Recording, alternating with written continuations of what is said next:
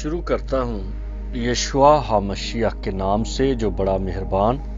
اور نہایت رحم کرنے والا ہے، جس کے آگے ہر ایک گھٹنا جھکے گا، خواہ آسمانیوں کا ہو، خواہ زمینیوں کا، خواہ ان کا جو زمین کے نیچے ہیں۔ MCM یونیورسٹی کے تمام سٹوڈنٹس اور مبارک منسٹری کے ساتھ مل کر خدمت کرنے والے بھائیوں بہنوں کے ساتھ مل کر ہم جو آج خداوند کے کلام میں سے اسٹڈی کریں گے وہ ہے کہ ایک کنواری لڑکی مریم کو فرشتے نے کیوں ایک خاص پیغام دیا، اس کی کیا وجہ تھی۔ پہلی بات یہ کہ عدن کا وعدہ کہ عورت کی نسل سے نجات دہندہ پیدا ہوگا، تو نسل عورت خراب کرنے کے لیے گرائے ہوئے فرشتوں نے پوری محنت کی اور انہوں نے نسل آدم کو، نسل حوا کو اس طرح سے خراب کر دیا کہ انہوں نے ہائی بریڈ پیدا کر دیے بچے، ایسے بچے جو آدھے انسان اور آدھے حیوان۔ اس کے پیچھے ان کا مقصد یہ تھا کہ نسل آدم اتنی خراب ہو جائے کہ ان میں وہ وعدہ جو کیا گیا تھا کہ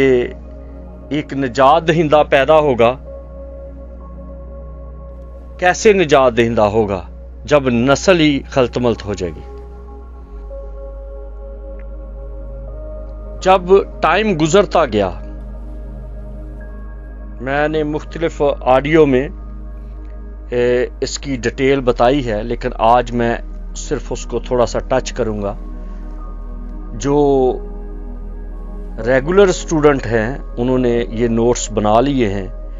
اور انہوں نے مجھے کاپیز بھی سینڈ کی ہیں، اور انہوں نے یہ بھی بتایا کہ ہم انہی نوٹس پہ اپنی کلیسیا میں یا چرچ پلانٹنگ میں استعمال کر رہے ہیں، پریکٹس میں لا رہے ہیں۔ ان کی اسپرچول پریکٹس اچھی چل رہی ہے، جیسے کسی کی میڈیکل پریکٹس ہوتی ہے اسی طرح یہ اسپرچول پریکٹس بھی ہے، کیونکہ جب آپ لگاتار پریکٹس کرتے رہتے ہیں، جس طرح سے پالوس نے تیموتھیوس کو کہا کہ جو نعمت تجھے مل گئی ہے ہاتھ رکھنے کے سبب سے، اب اسے چمکا دے، یعنی کہ لگاتار لگا رہے اس میں اور تجھے اس کی مہارت ہو۔ جو بات تو کرے تو اس بات کو دلیل سے کیا کر اور تمثیل سے کیا کر۔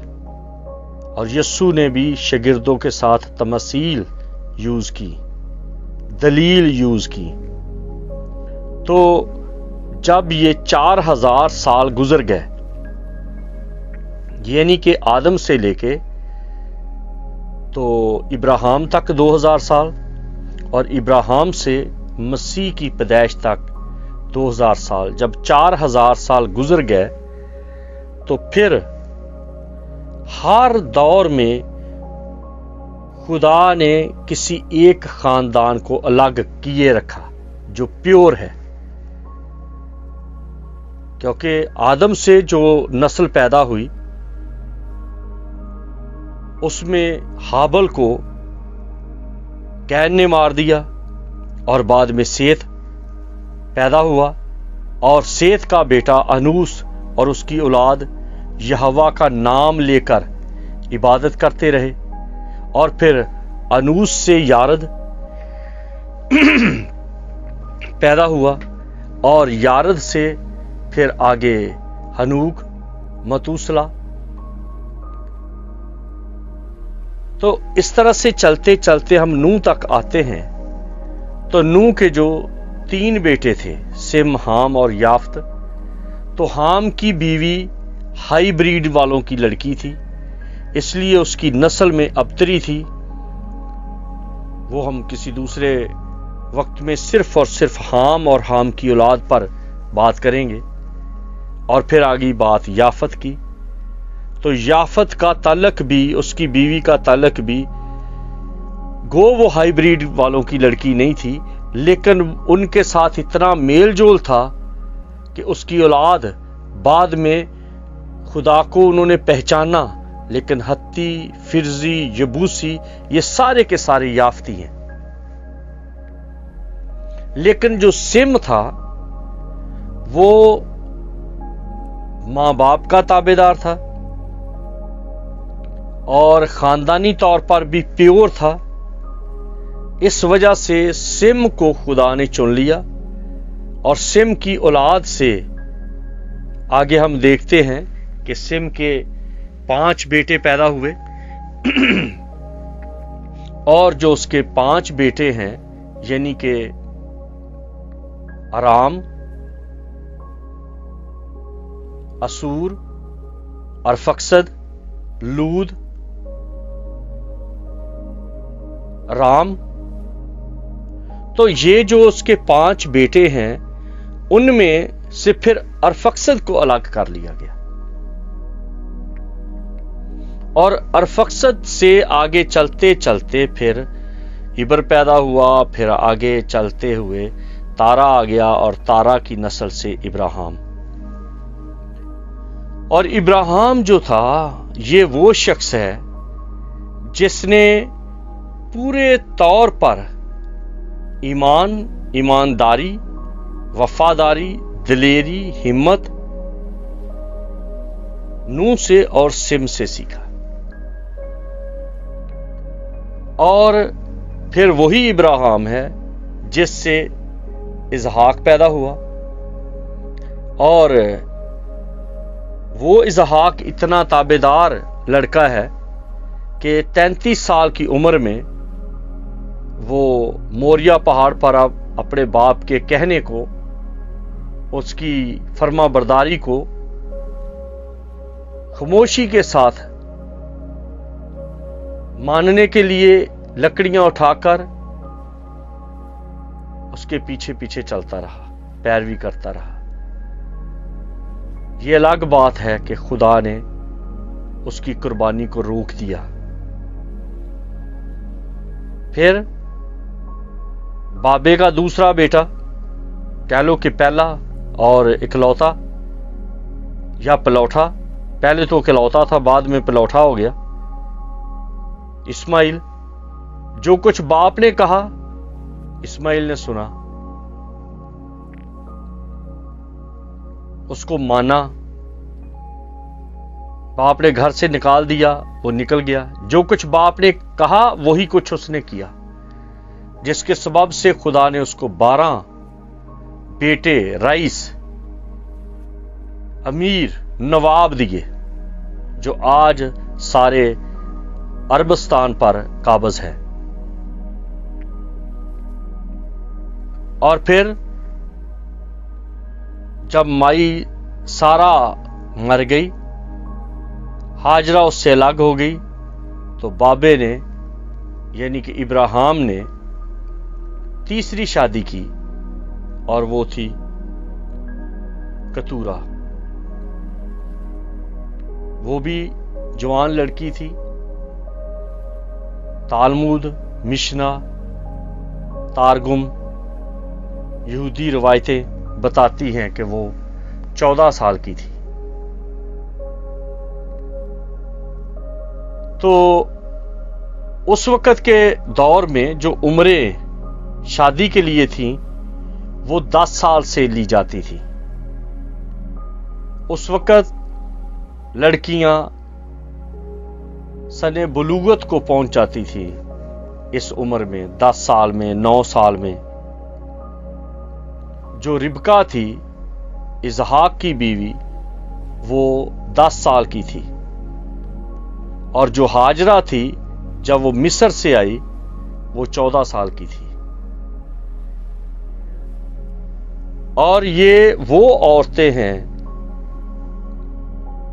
اماں سارا کی بات ہے اور ہاجرہ کی بات ہے اور کتورا کی بات ہے جو تابعداری میں رہی، نوح کی بیوی کی بات ہے جو تابعداری میں رہی، جو کچھ ان کے مالک نے کہا اس کو انہوں نے سنا اور مانا۔ اب مالک کی بات ہے کہ مریم کو جب چنا گیا تو اس وقت اس کی عمر 14 سال کی تھی، اس کی منگنی ہو چکی تھی، اب اس کو صرف ودا کرنا تھا۔ یہ یہودی دستور تھا کہ 10 سال کی عمر میں، 11 اور 12 سال کی عمر میں منگنیاں ہو جاتی تھی، اور جو ودا کرنا ہوتا ہے یا جس کو ولیمے کے طور پہ کہتے ہیں کہ رخصتی جو ہے وہ کئی بار سال کے بعد، کئی بار 2 سال کے بعد، کئیوں کی اس سے بھی زیادہ دیر بعد اس طرح سے ہوتی تھی۔ تو وہ ایک طرح سے شادی ہی تھی۔ یہودیوں میں آج بھی منگنی جو ہے وہ بڑی مضبوط بندھن اور بڑی مضبوط رسی ہے، وہ ٹوٹتی نہیں ہے، وہ بڑی بدنامی اور بے عزتی اور خاندان سے کٹ جانے کی ایک رسم ہے اگر کوئی منگنی سے ہٹ جائے، جب تک کہ مقول اس کی ریزن نہ ہو، کوئی الزام نہ ہو۔ تو اسی طرح سے جب مریم 14 سال کی ہو گئی یہودی دستور کے مطابق اور ان کی عمر کے حساب کے مطابق، وہ پوری سمجھدار اور بالغ تھی، تو فرشتے نے آ کر اس کو کہا کہ سلام ہے مریم، پر فضل، تو مبارک ہے۔ تو یہ اگر میں ان باتوں کو سٹیپ وائز بیان کروں تو یہ بہت بڑا بیان ہے، عورت کی فضیلت ہے۔ لیکن سب سے جو بڑی بات ہے وہ یہ ہے کہ مریم نے یسایہ نبی کے اس صحیفے کے مطابق جہاں پر لکھا ہے خدا کہتا ہے کہ میں تیرا شوہر ہوں۔ 2 طرح کے شوہر ہیں، ایک شوہر ہے جو شادی کے بندھن سے شوہر بنتا ہے، ایک شوہر ہے جو کفیل ہے، جو کفالت کرتا ہے، اس کا جسمانی ریلیشن نہیں ہوتا لیکن وہ کفیل ہے، وہ پروٹیکٹر ہے، وہ سنبھالتا ہے۔ جس طرح سے داؤد بادشاہ کے کئی جرنیل تھے جو جنگوں میں کام آئے، کھیت آئے، مر گئے، اور ان کی بیویاں داؤد نے اپنی کفالت میں لے لی، جن کو بعض لوگ کہتے ہیں کہ اس کی بیویاں ہیں، لیکن وہ لفظ جو بیوی اور ہسبینڈ کا ہے وہ کفالت کا ہے، وہ پروٹیکشن کا ہے، وہ چادر کا ہے، وہ چار دیواری کا ہے، کہ یہ شخص اس کی چادر اور چار دیواری کا محافظ ہے۔ اسی طرح سلیمان کی بات ہے، گو کہ سلیمان کے 40 سالوں میں جنگ نہیں ہوئی، لیکن اس کی فوج بہت بڑی تھی، اس کے گھوڑے، استبل، کھچر، گدے، رتھ، ایک طرح سے سپر پاور تھا وہ، اور وہ پورے طور پر اتنا مضبوط اور حاکم تھا کہ اس کی بادشاہت کا دور دور تک چرچا تھا، اور جو اس کی اس 40 سال میں آرمی کے لوگوں میں، فوج میں سے لوگ، جنرل، چیف مارے گئے چھوٹی موٹی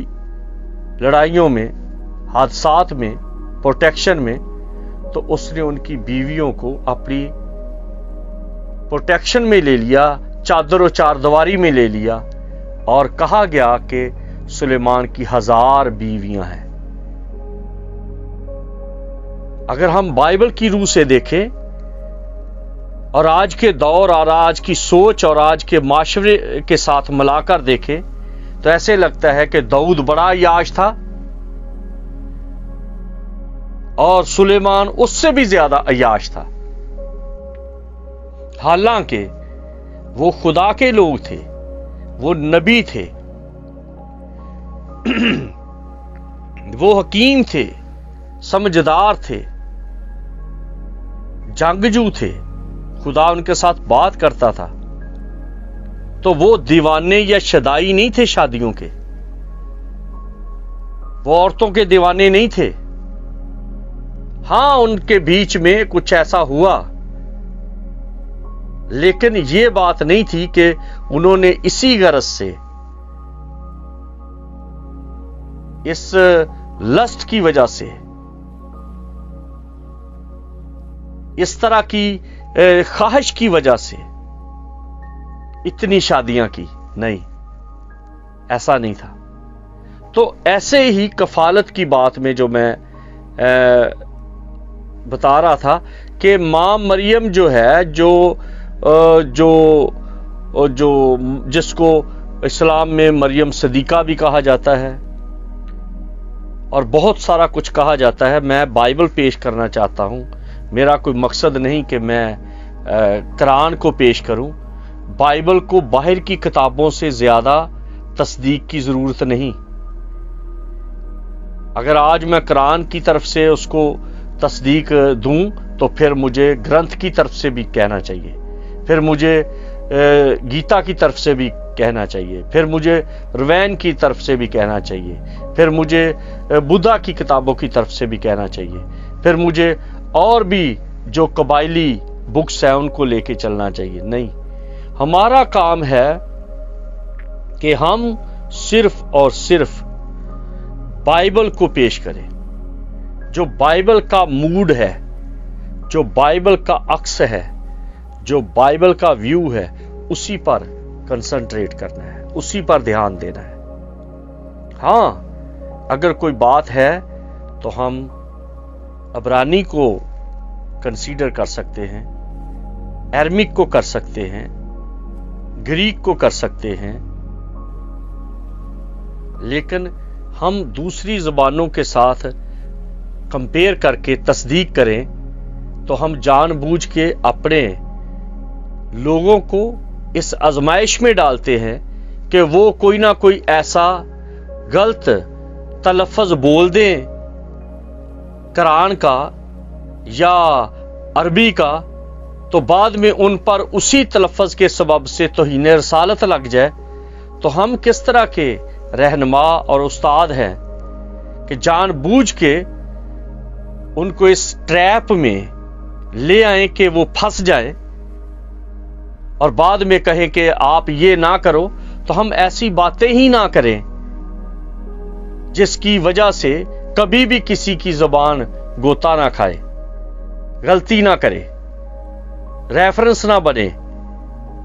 تو کوشش کرو، آپ بھی کوشش کرو کہ انگریزی،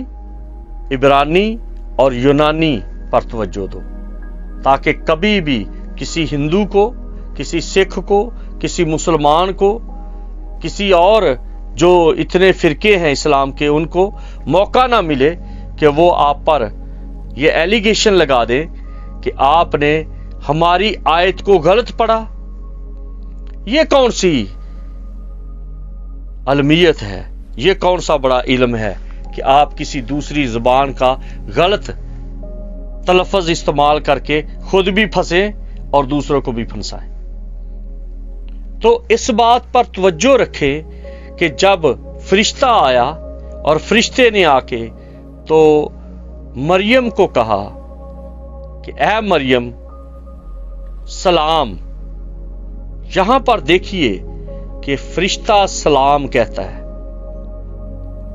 وہ کہتا ہے کہ تیری سلامتی ہو۔ اس ویڈیو کو ہم دوسرے